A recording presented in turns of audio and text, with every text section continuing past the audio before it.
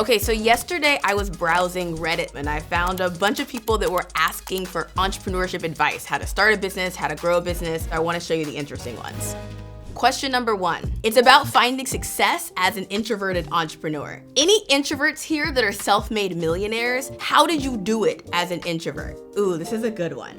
An introvert isn't someone with no social skills at all. It's someone who doesn't get a lot of energy from being around other people. But here's the thing, like not everything in your career is gonna energize you. Not every single day, every single thing that you work on. And I think anybody who's been successful in any kind of career can tell you that. Being successful takes being not energized sometimes, but there's a thing you gotta do and you just gotta get it done anyway. And so I think if all you're looking for is like being energized all the time, you might be kind of on the wrong mindset when it comes to success. Sometimes you gotta do stuff that doesn't energize you. Anyone who's been an entrepreneur full time can attest to this. Anyone who has a successful career can attest to this. I love this because I also identify as an introvert. I hate going to conferences, I hate going to events, in-person meetings, all of that. I hate it, don't get any energy from it. I get drained from it. And I will say that I've had some of my biggest career wins from being behind the computer and typing on Twitter. For example, I got onto the board of a $50 million a year company from Twitter. The founder followed me and my blog posts and my tweets on Twitter, and we developed a relationship, and eventually when he was stepping down from the board, he asked me to take his seat. I also got on the Forbes 30 Under 30 list from social media and relationships that I had made online. I sent them a message asking them to nominate me, and I have not met most of these people in person at all. We had just kind of tweeted and DM'd each other. So there's a whole bunch that you can do as an introvert from behind your computer. Okay, question number 2. The AI will replace everyone mindset is getting kind of out of hand. I don't know when entrepreneurship circles decided that just use AI was the answer to everything, but I'm seeing this mindset everywhere lately, and it's starting to feel disturbing. You know what I'm talking about. The posts claiming that you can build an entire business with 0 engineers, 0 designers, 0 customer support, just AI doing everything. I'm not anti-AI by any means. I use these tools every day and they're genuinely impressive, but there's a massive gap between AI can help your business and AI can be your business. Anyone else noticing this trend, or am I just resistant to change? My take? I think that AI will replace people who are lazy thinkers. Let me tell you what I mean by this. I see all of these articles about how AI is actively making people lazier in their thinking. Like schools and companies are actively banning the use of AI as part of work. But I think that when it comes to AI, particularly ChatGPT, lazy prompt in gets a lazy answer out. And what AI is doing is exposing people who were already lazy thinkers to begin with. So like most people will type in a 1-sentence question into ChatGPT, which I in general consider lazy. Almost all of the questions that I put into ChatGPT are a paragraph long. Here are 3 steps for being less lazy when you use AI. Number 1, start with a vision. Actually give it your vision for what the answer will be. Give an example in quotes of what you would like to receive. Number 2, add your own opinion. The idea is not that it gives you an opinion. The idea is that you share an opinion and then it can give you supporting or contrasting thoughts for why you might want to change that opinion. And then number 3, don't expect that the first answer that you get is complete, one and done, the final answer. Go back and forth, give feedback. I didn't quite like that. Here's something that I would also like to have. Go back and forth at least 3 times before you're done. Here's the third question that I found. Why do I always feel like when it comes to making money, everyone is gatekeeping? I've realized when it comes to opening your own business, you ask other entrepreneurs how to make sales and what they did to become successful. People won't give you any proper advice or guidance. Why can't we all help each other with advice, information, etc.? I've always thought that successful people don't gatekeep. I guess I'm wrong? Okay, I think there's like 2 different answers you can give to this question in this conversation, right? Either A, no one's really gatekeeping, or B, don't get gaslit, yes, everyone is gatekeeping. I really think that like making money and like learning how this works is a combination of 4 main things. Number 1, developing a mindset that you deserve money and actually ask for it. Like a lot of people feel like they don't deserve it, and most of this feeling is subconscious, so they have a hard time asking for money when it's time. Number 2, understanding what things people are willing to pay for, and then positioning yourself so that you are the solution to that and you are work aligned to a thing people are willing to pay for. There's lots of things that maybe you're talented at or you'll do that people just like don't have a high willingness to pay for. And sometimes people just don't know how to position themselves for the thing people are willing to pay for. Number 3, getting over the fear. This is the Nike slogan, just do it.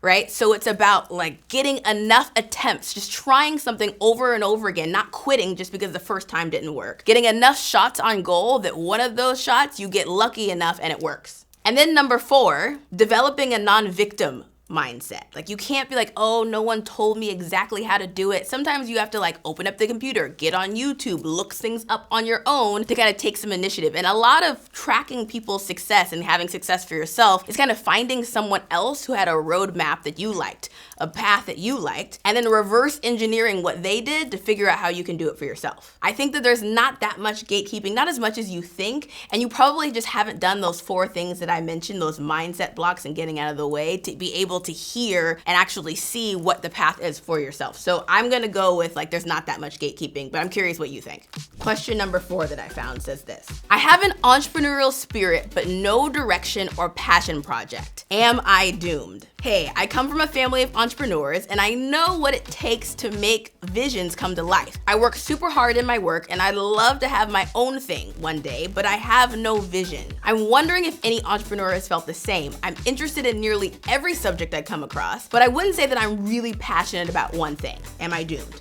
You know, like not everyone has to be the one that comes up with the idea. I grew up with a father who was a chief operating officer for small businesses. And he used to use this analogy that at the beginning of the day at work, him and the CEO would stand back to back at the door. And the CEO would go outside and go get resources, be extroverted, go bring things into the company. And he would go inside and run the business for the day to day and make the whole thing work. My advice is to maybe look into the COO, the chief operating officer role.